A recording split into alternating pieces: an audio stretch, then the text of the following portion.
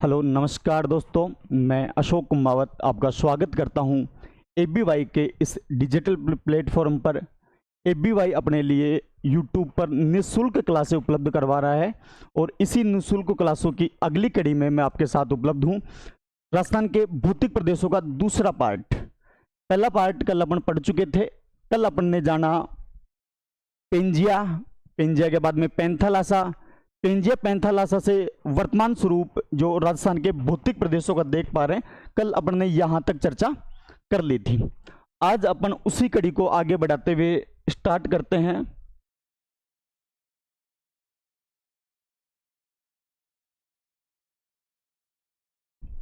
राजस्थान के भौतिक प्रदेश।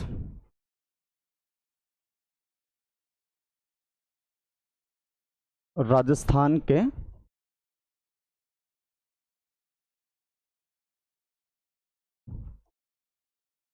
भौतिक प्रदेश। हालांकि कल इसकी सामान्य चर्चा अपन ने की। राजस्थान के भौतिक प्रदेश, राजस्थान के भौतिक प्रदेशों का निर्माण क्रम कल अपन ने देखा। एक बार वापस अपन थोड़ा सा देख ही लेते हैं। पहले का नंबर 1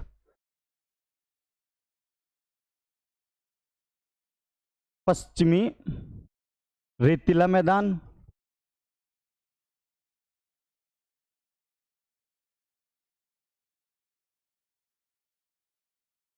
नंबर 2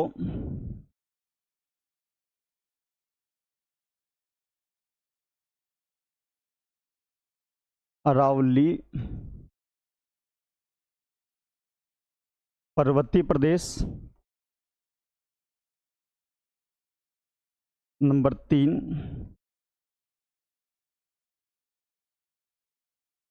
पूर्वी मैदानी प्रदेश,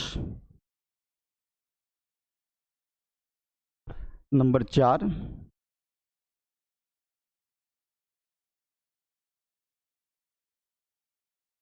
दक्षिणी पूर्वी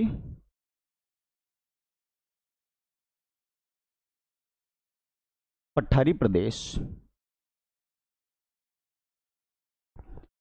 इन चारों भौतिक प्रदेश अपन कल इनके बारे में थोड़ा बहुत देखा। अब एक बार वापस अपन देखें। पश्चिमी रेतीला मैदान, अरावली पर्वतीय प्रदेश, पूर्वी मैदानी प्रदेश और दक्षिणी पूर्वी पठारी प्रदेश। कल अपन ने इसकी चर्चा की। अगर इनको कालक्रम अनुसार देखें, कैसे कालक्रम अनुसार, अगर क्वेश्चन पूछ लिया जाए इन्हीं चार भौतिक प्रदेशों को कालक्रम अनुसार व्यवस्थित करें, तो सबसे पहले अगर इनमें देखें तो नंबर 1 जिसका कालक्रम अपन डिसाइड करें वो है अरावली पर्वतीय प्रदेश। अरावली के बाद में नंबर 2 पे अपने पास है दक्षिणी पूर्वी पठारी प्रदेश। नंबर 3 पे है पूर्वी मैदानी प्रदेश और नंबर 4 पे है पश्चिमी रेतीला मैदान। ये क्वेश्चन बहुत बार पूछा जाता है। वो इन चारों भौतिक प्रदेशों के नाम लिख देता है और कहता है कि राजस्थान के भौतिक प्रदेशों को कालक्रम अनुसार व्यवस्थित करें। तो अपने पास इसका कालक्रम आ गया। नंबर 1 अरावली पर्वतीय प्रदेश, नंबर 2 दक्षिणी पूर्वी पठारी प्रदेश, नंबर 3 पूर्वी मैदानी प्रदेश और नंबर 4 पश्चिमी रेतीला मैदान। अब अपन इन चारों के बारे में एक एक करके स्टार्ट करें तो नंबर 1 अपने पास, नंबर 1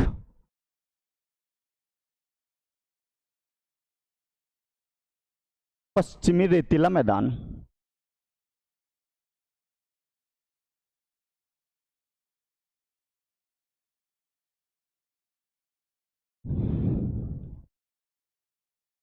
अपन इसकी चर्चा प्रारंभ करने से पहले इसके बारे में जानें।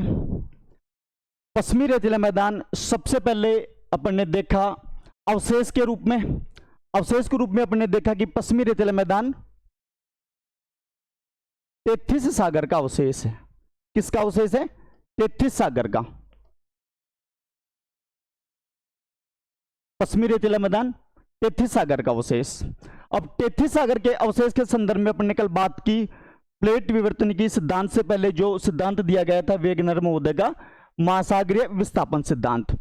इसी महासागरीय विस्थापन सिद्धांत के साथ अपने पास पहुंचे थे अपन टेथिस सागर के अवशेष के संदर्भ में।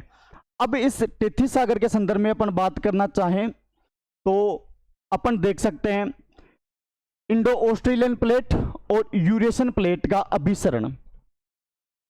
पहले तो अपन प्लेटों की एक बार गतियां देख लें। प्लेटों में गतियां होती हैं 3 प्रकार की। कितने प्रकार की? 3 प्रकार की। नंबर 1 अभिसरण गति, नंबर 2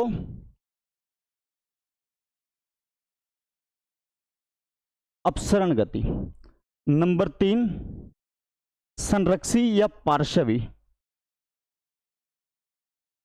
संरक्षी या पार्श्वी गति। अभिसरण गति का तात्पर्य जब 2 प्लेटें आपस में सम्मुख दिशा में गति करें, या मैं कहूं कि 2 प्लेटें दोनों आमने सामने की तरफ गति करें, यह गति कहलाती है अभिसरण गति। यदि 2 प्लेटें पास हों और विमुख दिशा में या अपोजिट दिशा में गति करें, वो गति कहलाती है अपसरण गति। इन दोनों में एक प्लेट दोनों पास में आई थी, दूसरे में दोनों प्लेटें दूर गई थी, जबकि तीसरी में ना तो प्लेटें पास आती हैं और ना ही प्लेटें दूर जाती हैं। ये प्लेटें आपस में ऊपर नीचे गति करती हैं। इस गति को अपन कहते हैं संरक्षी गति। अपने पास जो प्लेट विवर्तनिकी सिद्धांत इसके बाद में आया, उसी प्लेट विवर्तनिकी सिद्धांतों में भी ये गतियां थी। अब अपने पास उपलब्ध है टेथिस सागर के रूप में अपन बात करें, टेथिस सागर। टेथिस सागर अपने पास कहां से आया? तो टेथिस सागर के बारे में जानने की कोशिश करें तो नंबर 1 अपन देखें कि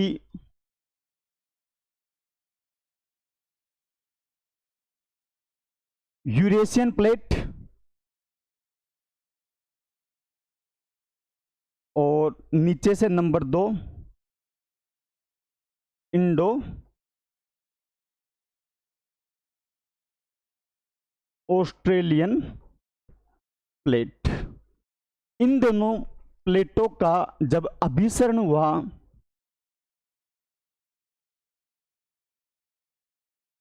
और इनके अभिसरण के परिणाम स्वरूप अपने पास में है टेथिस सागर। अब टेथिस सागर भी अगर कहां से आया तो इसके बारे में अपन जानने की कोशिश करें तो अपन ने कल की क्लास में भी देखा था। सबसे पहले अपने पास पेंजिया था, पेंजिया के चारों तरफ जलीय क्षेत्र था जिसे अपन ने पेंथालानसा नाम से देखा।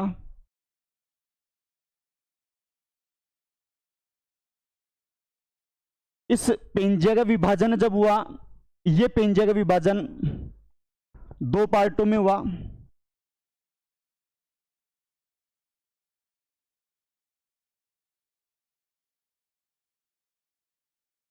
जिसका उत्तरी भाग अंगारालैंड और दक्षिणी भाग गोंडवानालैंड कहलाया। इस अंगारालैंड और गोंडवानालैंड के बीच में एक भूषण नदी का निर्माण हुआ था और उस भूषण नदी को अपन जान रहे थे किस नाम से? टेथिस सागर के नाम से। टेथिस सागर के नाम से। ये वही टेथिस सागर है जो आज अपने पास वर्तमान स्वरूप में देखें तो भारत के रूप में उपलब्ध है, यह वाला भाग। अगर इस भारत के संदर्भ में अपन बात करें गोंडवानालैंड और टेथिस सागर के बारे में, तो ये जो प्रायद्वीप भारत से स्टार्ट होकर के इस प्रायद्वीप भारत से स्टार्ट होकर के ये वाला पार्ट अपने पास है किस भाग का? गोंडवानालैंड का। जबकि प्रायद्वीप भारत से ऊपर अपन बात करें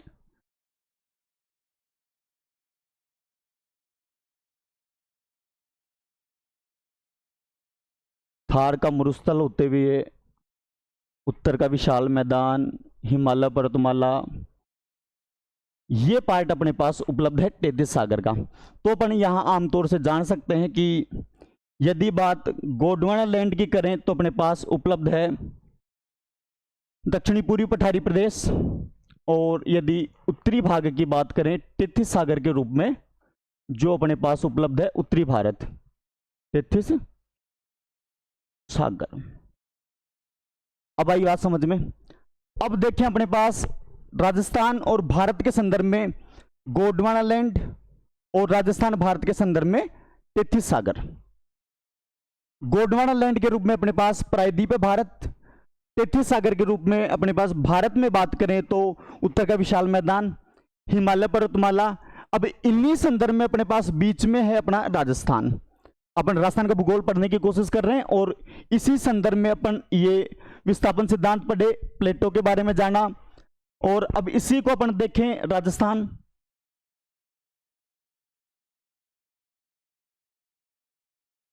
राजस्थान का मरुस्थल जिसे अपन जान रहे हैं पश्चिमी रेतीला मैदान।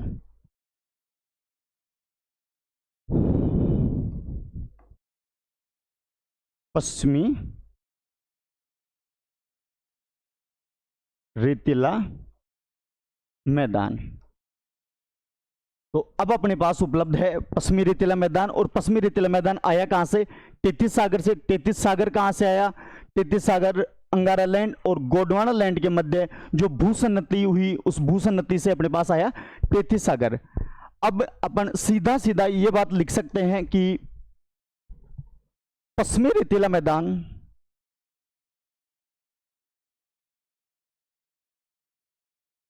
पश्चिमी रेतीला मैदान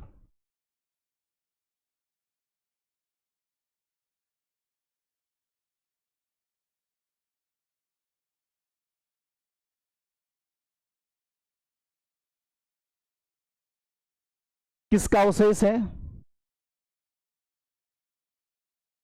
टेथिस सागर का।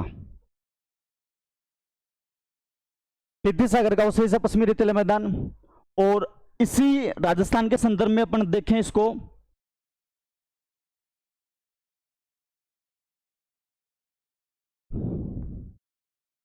राजस्थान को 4 भागों में अपन ने बांटा। चारों भागों में नंबर 1 पे जो अपन ने लिखा वो है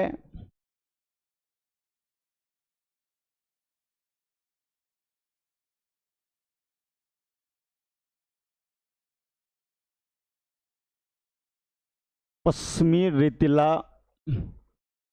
मैदान। नंबर 2 पे है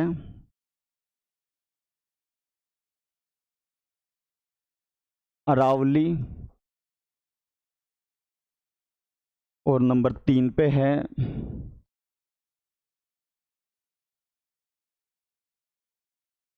पूर्वी मैदानी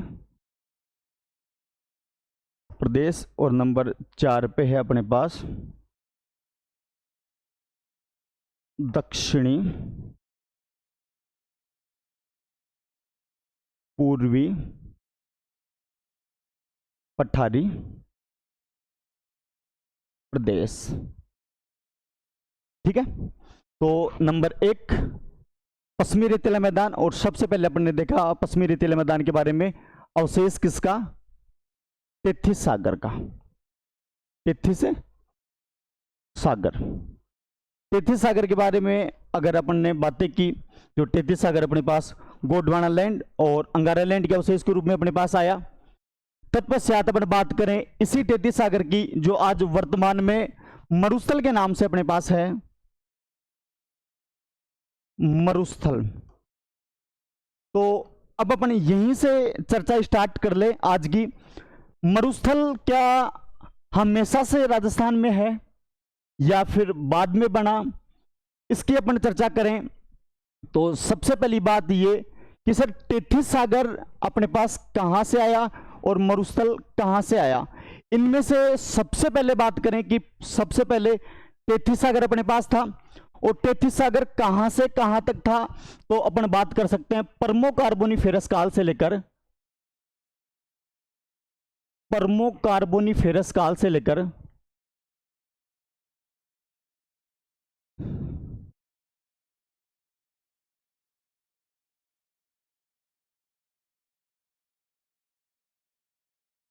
अपने पास था। सर मरुस्थल कब से आया? तो आज वर्तमान समय में देखें कि मरुस्थल 7000 साल के अंदर अंदर अपने पास है। एक बार पूछा भी गया क्वेश्चन कि पश्चिमी रेतीला मैदान कब तक है अपने पास? कब तक है का मतलब आज से 7000 साल पहले तक अपन देख रहे हैं तो मरुस्थल पाया जा रहा है। 7000 साल से पहले अगर अपन बात करें तो तैतीस सागर अपने पास पाया जा रहा है। इसके बहुत सारे अवशेष अपन पश्चिमी रेतीले मैदानों में देखते हैं, तो इन अवशेषों से अपन बात कर लेते हैं। तैतीस सागर के रूप में यदि राजस्थान के संदर्भ में बात करें तो सबसे पहले अवशेष पाए जा रहे हैं बाप बोल्डर जोधपुर। बाप बोल्डर बेल्ट जोधपुर।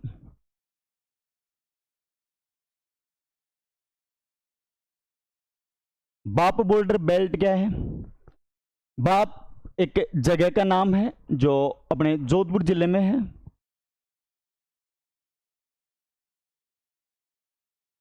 यहां अपन देखें तो हिमयुग के अवशेष हैं। कैसे?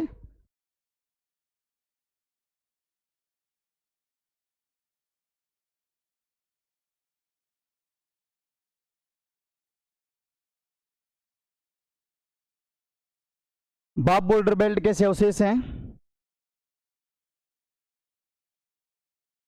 हिमयुग के। यहां बोल्डर का तात्पर्य अपन समझे गोलाश्म से, और अपन अपने आम भाषा में कहें तो पत्थर के टुकड़े जिनका शेप गोल आकार का है। तो मैं यहां थोड़ा सा बना लेता हूं। गोल पत्थर के टुकड़े जो बोल्डर के नाम से जाने जा रहे हैं, ऐसे अवशेष अपने को जोधपुर के बाप स्थान पर मिले। वो हैं कब के?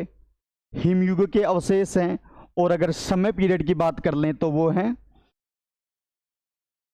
परमो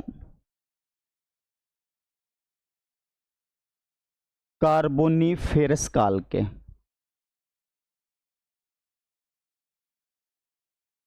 परमो कार्बोनिफेरस का बाप बोल्डर बेल्ट जोधपुर बहुत सारे एग्जामों में पूछा गया है। इसी के साथ अपन दूसरा और बात करें बाप बोल्डर बेल्ट के बाद में, नंबर 2 भादुरा बालुकाश्म।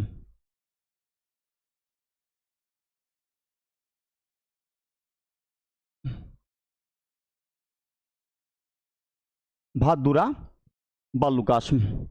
भादुरा बालुकाश्म जोधपुर जिले के भादुरा नामक स्थान पर अपन बात कर लें कि किस जिले में है, तो जोधपुर। भादुरा बालुकाश्म किस जिले में है? जोधपुर जिले में। स्थान का नाम है भादुरा। यहां अवशेष पाए गए। यहां अवशेषों के रूप में अपन देखें तो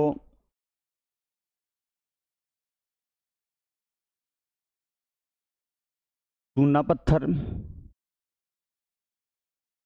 चूना पत्थर के बाद में अपन कहते हैं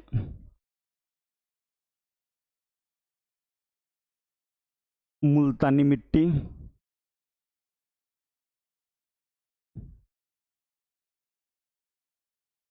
मुल्तानी मिट्टी के बाद में अपन और आगे देखें तो क्ले। क्ले के बाद में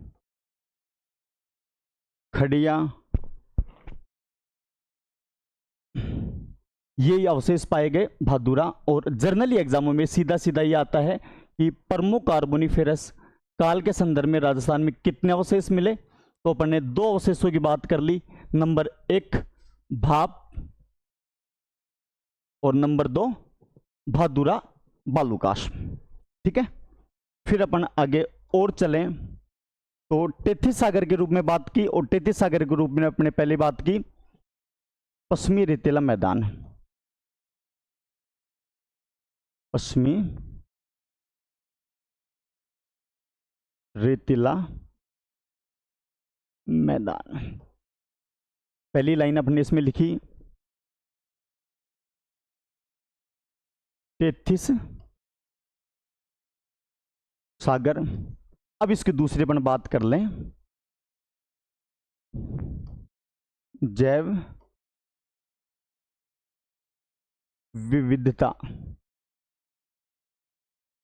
पश्चिमी रेगिस्तान में अगर जैव विविधता की अपन बातें करें, राजस्थान का जो पश्चिमी रेतीला मैदान है विश्व के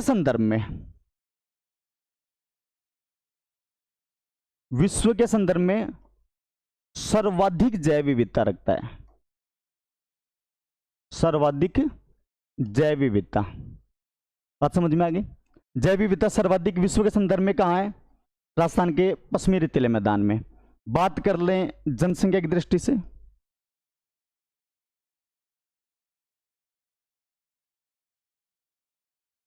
ऑल ऑफ सभी मरुस्थलों की बात करें तो अपने राजस्थान का जो थार का मरुस्थल है वो सर्वाधिक जनसंख्या घनत्व रखता है। अब इसी क्वेश्चन को आप दूसरे साइड से देखें तो विश्व के संदर्भ में केवल मरुस्थलों की बात करें तब तो सर्वाधिक जनसंख्या घनत्व कहां का? पश्चिमी रेगिस्तान का। अगर केवल राजस्थान के संदर्भ में बात करें तो सबसे कम जनसंख्या घनत्व राजस्थान का। बात समझ में आ गई। अगर अपन कहें कि ऑल ऑफ वर्ल्ड अगर थार के मरुस्थल की बात कर रहे हैं तो सर्वाधिक जनसंख्या घनत्व रख रहा है। अगर केवल अपने राजस्थान की बात कर रहे हैं तो सबसे कम जनसंख्या घनत्व रख रहा है। और आगे बात करें कि राजस्थान के संदर्भ में राजस्थान की जनसंख्या जितनी है उसमें से अगर पश्चिमी रेगिस्तान की बात करें तो कितनी प्रतिशत जनसंख्या पाई जा रही है? 40% जनसंख्या। राजस्थान की जनसंख्या को अपन 100% कहें कि राजस्थान की जनसंख्या 100% है, उसमें से 40% पाई जा रही है कहां? पश्चिमी रेतीले मैदान में।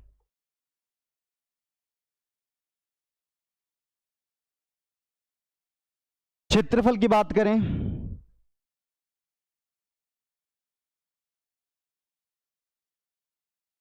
क्षेत्रफल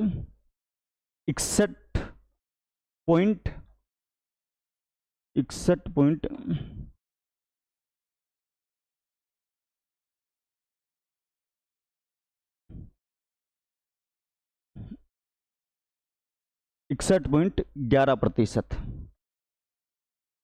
यह है क्षेत्रफल और यह है जनसंख्या। अगर बात करें पश्चिमी रेगिस्तान में राजस्थान के कुल क्षेत्रफल का कितना प्रतिशत है तो 61.11%। जनसंख्या की बात करें कि राजस्थान की कुल जनसंख्या का कितना प्रतिशत भाग राजस्थान के इस पश्चिमी रेतीले मैदान में पाया जा रहा है तो 40%।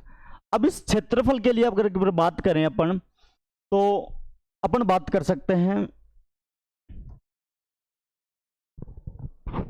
एक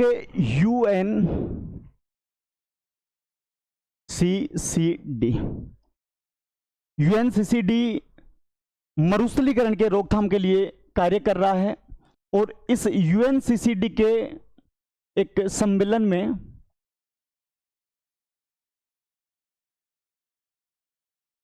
भारत ने हस्ताक्षर किए।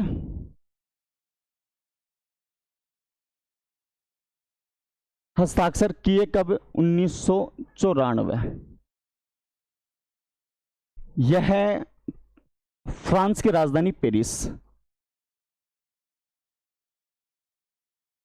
फ्रांस की राजधानी पेरिस में। अब समझौते पर हस्ताक्षर करने का मतलब ये कि अब अपन मरुस्थलीकरण के लिए कार्य करेंगे। अब मरुस्थलीकरण के कार्य के करने के संदर्भ में अपन देखें तो इसी यूएनसीसीडी के नेतृत्व में भारत में इसरोसैक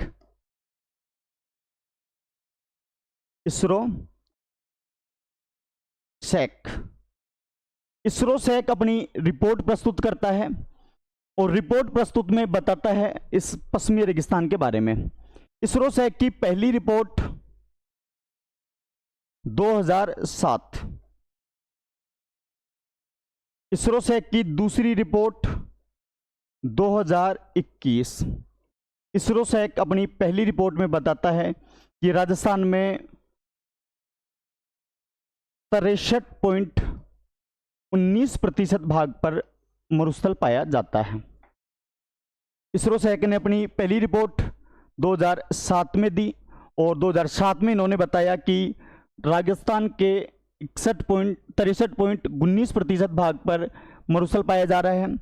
वहीं इस सहक ने दूसरी रिपोर्ट 2021 में दी और 21 में इन्होंने बताया कि राजस्थान में 62.06% भाग पर मरुस्थल पाया जा रहा है।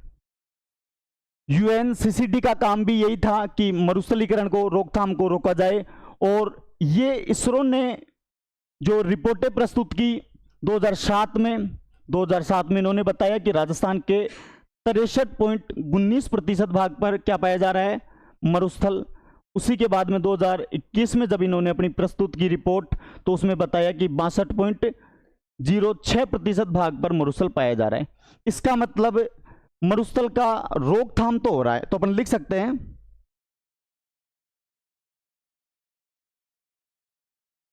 वर्तमान में भी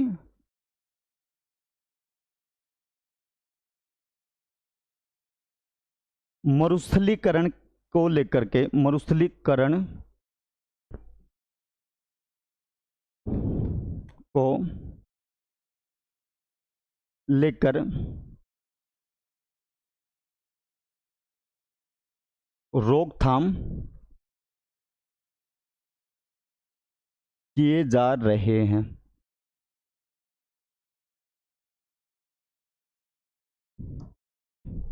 आगे चलें।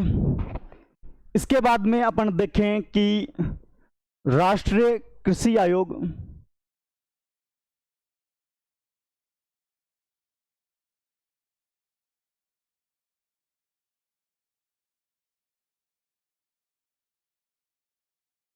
राष्ट्रीय कृषि आयोग ने बताया कि भारत में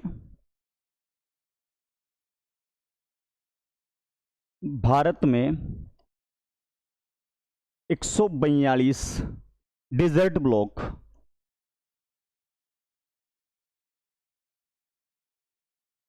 भारत में कितने डेजर्ट ब्लॉक हैं? 142। अब सबसे बड़ी बात यह है कि इन 142 में से अपने राजस्थान में सर्वाधिक हैं।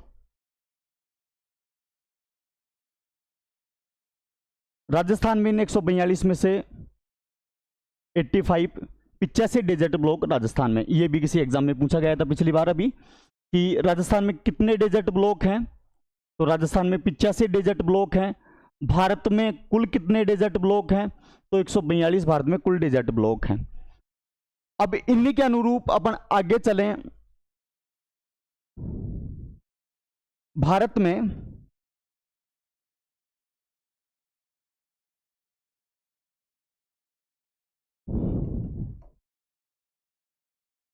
समुद्र तल से ऊंचाई के संदर्भ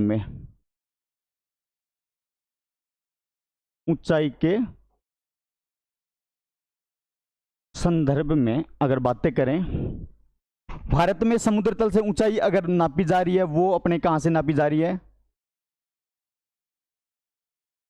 चेन्नई से। और इस ऊंचाई के संदर्भ में अपन बातें कर रहे हैं कहां? राजस्थान के पश्चिमी रेतीले मैदान के लिए। मैं शॉर्ट में लिख लेता हूं, पश्चिमी रेतीला मैदान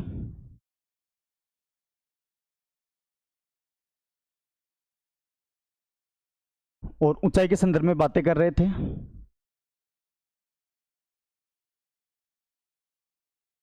पश्चिमी रेगिस्तान की अगर ऊंचाई की बात करें, समुद्र तल से औसत ऊंचाई, तो अपने पश्चिमी रेतीले मैदान की पाई जा रही है 150 से लेकर के 300 तक। और इस 150 से 300 में भी बात करें तो सर्वाधिक ऊंचाई पश्चिमी रेगिस्तान में नागौर के आसपास के क्षेत्रों में है। नागौर के आसपास के क्षेत्र में। अब क्वेश्चन पूछा जाए कि पश्चिमी रेगिस्तान का औसत समुद्री तल से ऊंचाई कितनी है, तो कितनी है? 150 से 300। इस औसत समुद्री ऊंचाई के संदर्भ में जब भी अपने को रेलवे स्टेशन पे जाने का मौका मिलता है तो वहां अपन देखते हैं रेलवे स्टेशन के पास में एक बोर्ड लगा होता है, उस बोर्ड पे लिखा होता है औसत समुद्री तल से ऊंचाई, ये वही औसत समुद्री तल से ऊंचाई है। अपने पश्चिमी रेगिस्तान की औसत समुद्री तल से ऊंचाई कितनी है? 150 से 300। आगे अपन बात करें ऊंचाई के बाद में दिशा के संदर्भ में,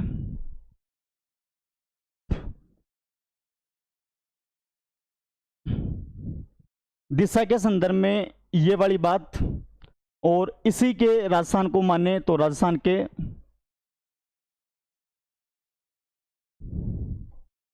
पश्चिमी भाग, और पश्चिमी भाग में औसत ऊंचाई के रूप में नागौर सबसे पहले। और नागौर यदि ऊंचा भाग है तो अब इसका ढाल की बात करें तो ढाल आएगा ये साइड अपनी पूर्व, ये साइड अपनी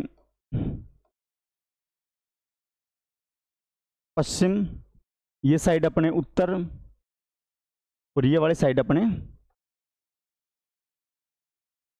दक्षिण। अब अपन बात करें ढाल।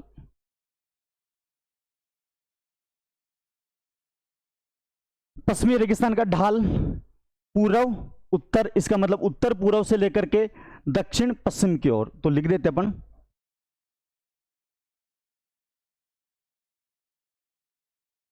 उत्तर पूर्व से दक्षिण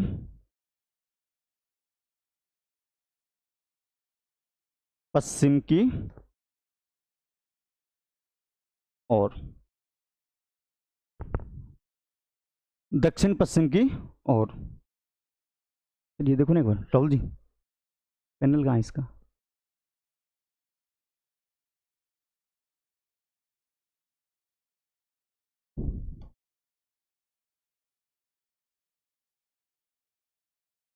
ढाल को लेकर के हमने चर्चा की। ढाल किस साइड पाया जा रहा है? उत्तर पूर्व से लेकर के दक्षिण पश्चिम की ओर।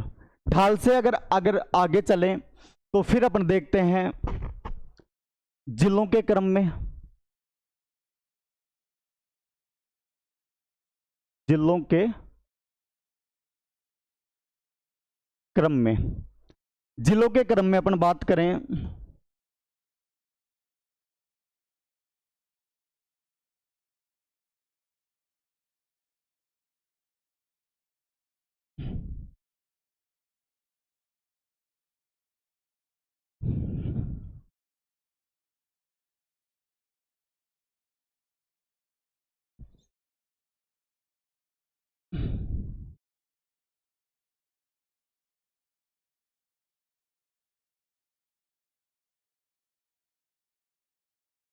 पश्चिमी रेतीले मैदान के जिले। अपन स्टार्ट कर लेते हैं ऊपर से ही। नंबर 1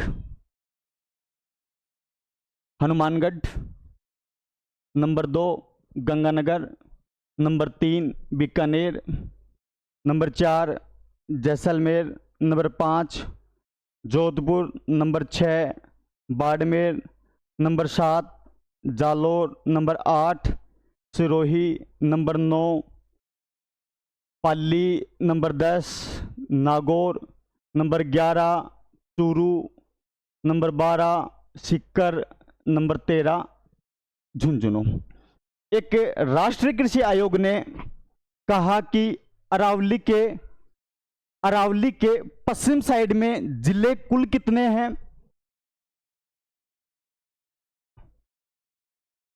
अरावली के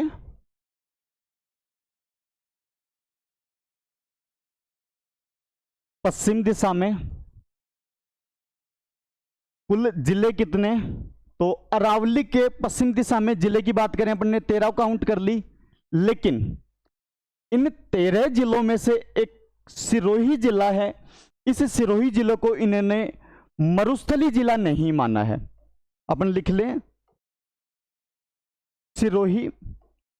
सिरोही अरावली के पश्चिम दिशा में स्थित है, लेकिन सिरोही को इन्होंने मरुस्थली जिला नहीं माना है। अब अगर क्वेश्चन पूछे केवल अरावली के पश्चिम दिशा में, जैसे अपन बात कर रहे हैं कि अरावली के पश्चिम दिशा में पश्चिमी रेगिस्तान पाया जाता है, इसी संदर्भ में क्वेश्चन कहे कि अरावली के पश्चिम दिशा में कुल कितने जिले हैं, तो अरावली के पश्चिम दिशा में जिले कितने? 13।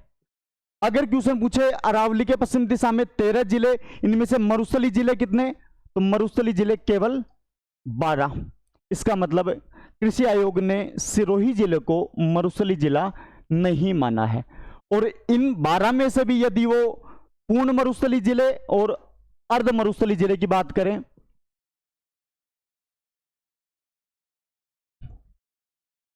पूर्ण मरुस्थली जिले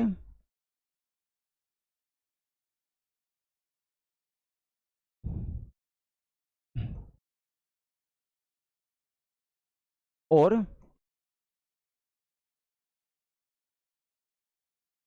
अर्ध मरुस्थली जिले, तो इनमें से 6 जिले पूर्ण मरुस्थली हैं, 6 जिले अर्ध मरुस्थली हैं। इनमें भी अगर विभाजन अपन करने की कोशिश करें तो एक बार पूर्ण मरुस्थली जिले को लिख लेते हैं। हनुमानगढ़ नंबर 2, गंगानगर नंबर 3, बीकानेर या पहले जैसलमेर, जैसलमेर नंबर 5, जोधपुर नंबर 6, बाड़मेर। ये तो हैं पूर्ण मरुस्थली जिले हैं। और अर्ध पूर्ण मरुस्थलीय जिलों में number 1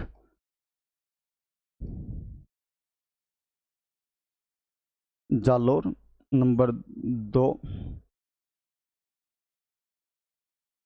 Nagaur, number 3 Pali, number 4 Sikar, number 5 Churu, number 6 Jhunjhunu. ठीक है, अपन ने बात की मरुस्थली जिले कितने, 12, 12 में से 6 पूर्ण मरुस्थली और 6 अर्ध मरुस्थली जिले, जिनमें से अपन ने काउंटिंग लिखी ली है।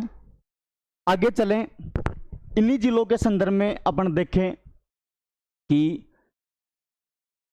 अकाल,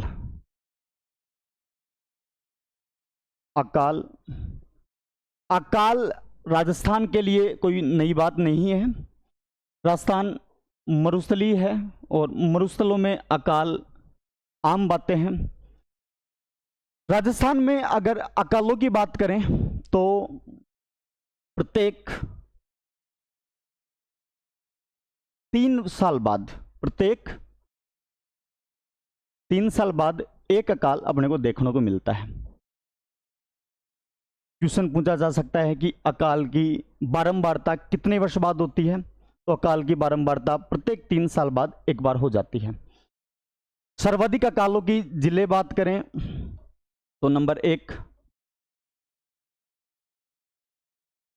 जैसलमेर, नंबर 2 बाड़मेर और नंबर 3 जोधपुर। क्वेश्चन पूछ लिया जाए सर्वाधिक अकाल की बारंबारता कहाँ पाई जाती है, तो सर्वाधिक अकाल की बारंबारता number 1 Jaisalmer, number 2 Barmer, number 3 Jodhpur. समय पीरियड की बात कर ले तो प्रत्येक 3 साल बाद एक अकाल यहाँ देखने को मिल जाता है। अकाल के संबंध में सूखा, हालांकि सूखे की पूरे राजस्थान में पश्चिमी रेगिस्तान की बात करें तो संभवतः हमेशा समस्या रहती है, पर अकाल के संदर्भ में अपन कहे तो प्रत्येक 3 साल बाद एक अकाल अपने यहाँ देखने को मिलता है। ये क्वेश्चन भी पूछा हुआ है कि किन जिलों में सर्वाधिक अकाल देखने को मिलते हैं, तो किन जिलों में, number 1 Jaisalmer, number 2 Barmer, number 3 Jodhpur. आगे अपन बात करें कालों के संदर्भ में बात कर लें तो सबसे पहले अपन लिख लें एक बार एजोइक, एजोइक के बाद में पेलियोजोइक, पेलियोजोइक के बाद मीसोजोइक। मीसोजोइक के बाद में सीनोजोइक। सीनोजोइक के बाद में नियोजोइक। एजोइक अगर अपन देखें तो एजोइक का है प्रीकैम्बियन युग।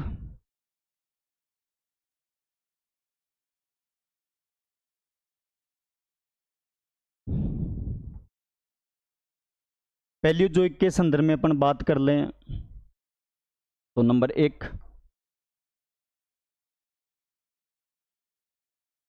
कैम्ब्रियन, नंबर 2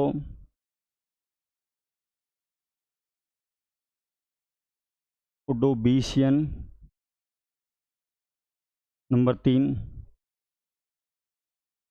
सिलूरियन, नंबर 4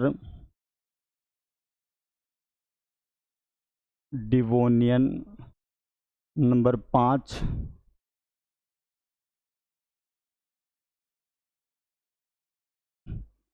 परमो कार्बोनिफेरस। और यदि इनको दोनों को अलग अलग भी अपन लिखें तो नंबर 1 आता है कार्बोनिफेरस और नंबर 2 पर्मियन। इन्हीं कार्बोनिफेरस और पर्मियन को अपन ने डायरेक्ट रूप से कहा परमो कार्बोनिफेरस। और ये परमो कार्बोनिफेरस राजस्थान के संदर्भ में काम कहाँ है? काम अभी अपन ने देखा टेथिस सागर कब से प्रारंभ हुआ था? टेथिस सागर प्रारंभ हुआ था परमो कार्बोनिफेरस से लेकर के कहाँ तक चला, तो अपन आगे चलते हैं। मीसोजोइक में 3 पार्ट हैं। Number 1 Triassic, number 2 Jurassic, number 3 Cretaceous. बात करें सीनोजोइक की, सीनोजोइक को भी 2 भागों में विभाजित किया जाता है। नंबर 1 टर्शियरी और अगला क्वाटनरी। अपन ने देखा था अभी कि टेथिस सागर कहाँ से प्रारंभ हुआ था? परमो कार्बोनिफेरस काल से। और कहाँ तक अपने पास था? तो टर्शियरी काल तक अपने पास, परमो कार्बोनिफेरस से लेकर के टर्शियरी काल तक अपने पास क्या था? टेथिस सागर।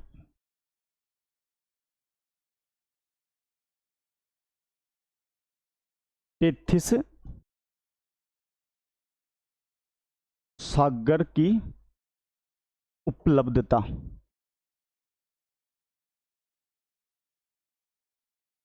अपन देख रहे हैं राजस्थान में टेथिस सागर की उपलब्धता। राजस्थान में टेथिस सागर की उपलब्धता में अपन देखें तो कहां से कहां तक, तो अपन ने देखा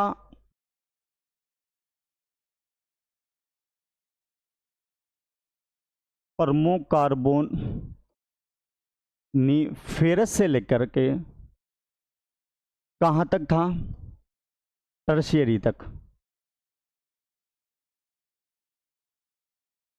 परमो कार्बोनिफेरस से टर्शियरी तक अपने पास टेथिस सागर था। टेथिस सागर के बाद में टर्शियरी काल, और टर्शियरी काल से आगे आया क्वाटरनरी काल। क्वाटरनरी काल। अब यहां से क्वेश्चन पूछा गया एक बार कि टेथिस सागर का अवशेष राजस्थान में कब से कब तक पाया गया? तो परमो कार्बोनिफेरस से लेकर के टर्शियरी काल तक पाया गया टेथिस सागर का अवशेष। टेथिस सागर का अवशेष क्वाटरनरी काल से पीछे हटने लगा, पीछे हटने का मतलब समाप्त होने लगा। और क्वाटरनरी काल से लेकर के लगभग 7000 साल पूर्व तक अपने पास आया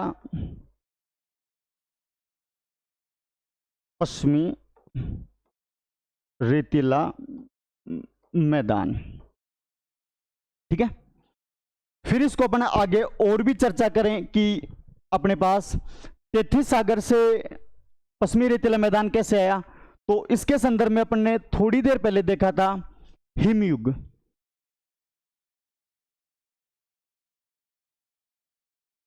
हिमयुग के अवशेष अपन देखें कि